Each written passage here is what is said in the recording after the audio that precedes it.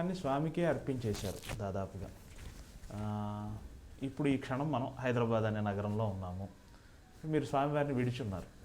Maybe మీరు స్వామివారిని విడిచి 24 గంటలు అవ్వచ్చు, లేదా 48 గంటలు అవ్వచ్చు. మ్యాక్సిమం స్వామివారిని విడిచి ఎన్ని గంటలు ఉండగలరు మీరు? అది స్వామివారి అనుమతితోనే, స్వామివారు ఎంత అనుమతిస్తే అంతే. ఓకే, అలా ఎన్ని రోజులు అనుమతించారు మీకు? మ్యాక్సిమం ఎన్ని రోజులు అనుమతించారు? మ్యాక్సిమం 7-8 రోజుల కన్నా ఉండదు. అందులో కొన్ని కండిషన్స్ కూడా పెడతారు ఆయన. ఈ చాలా వ్యక్తిగతమైన విషయాలు. కానీ వచ్చేటప్పుడు స్వామివారి దగ్గర అనుమతి తీసుకొని వస్తాను. వెళ్ళే పని త్వరగా పూర్తి చేసి మళ్ళీ నీ దగ్గరికి తీసుకో అని ప్రార్థన చేసి వస్తాను. వెళ్ళరా అంటారు. బంగారు వాకిల వరకు వచ్చి వెనక్కి తిరిగి చూసినప్పుడు కాస్త శోకంగా కనిపిస్తారు. వెళ్తున్నావా అంటారు. త్వరగా వచ్చేస్తానని చెప్పి వస్తాను. మళ్ళీ తిరిగి వెళ్ళినప్పుడు మళ్ళీ ఇంటికి వెళ్ళి స్నానం చేసి స్వామివారి దర్శనానికి వెళ్తూనే అప్పుడు చాలా సంతోషంగా అనిపిస్తారు. వచ్చేసావా, వెరీ గుడ్ అంటారు. అది ఇట్లా, ఇది maybe it's my own imagination, or maybe it's reflection of my own thoughts. But అది ప్రతిసారి నేను అనుభవిస్తూ ఉంటాను.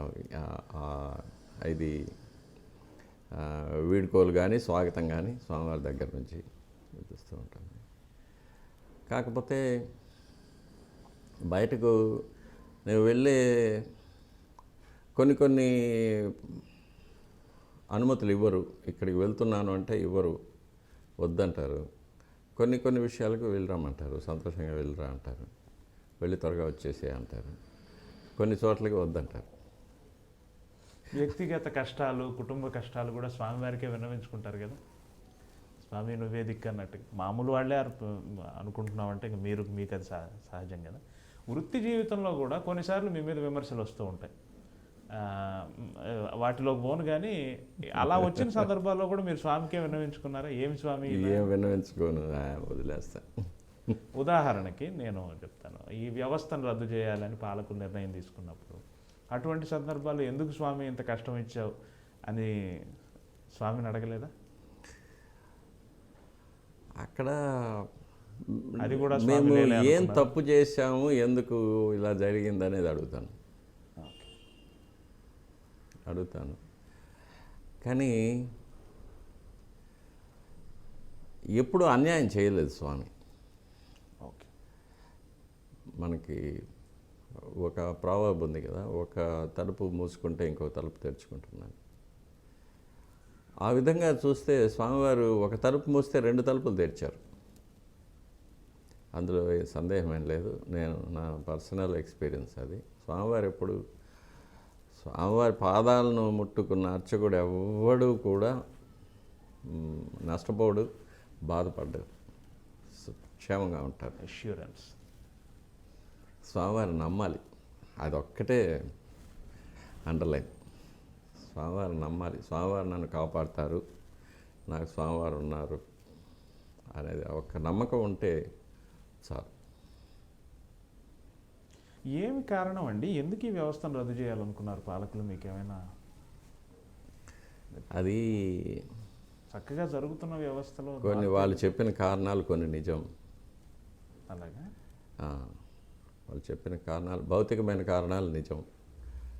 కానీ పారభౌతికమైన కారణాలు అంటే వాళ్ళకి తెలియకుండా వాళ్ళు చేసింది, వాళ్ళకి కూడా తెలియదు ఆ కారణాలు ఉన్నాయని, అవి కూడా కొన్ని నిజం. కొన్ని స్వయంకృతాలు కొన్ని. కానీ ఈ ప్రక్రియలో స్వామివారు వడికట్టారు.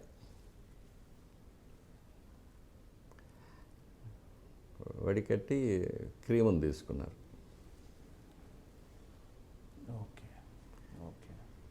కొంతమందికి అపారమైన అవకాశాలు ఇచ్చారు, కొంతమందిని పూర్తిగా దూరంగా పెట్టారు.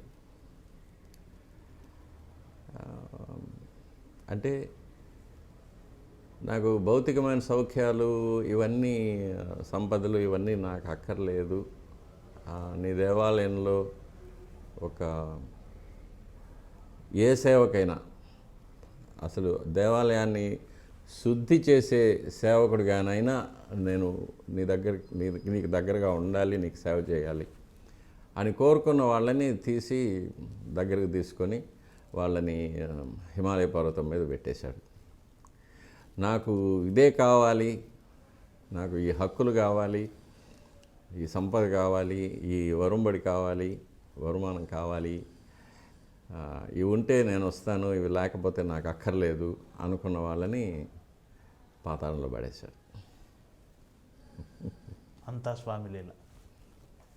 అదే వడికట్టారు.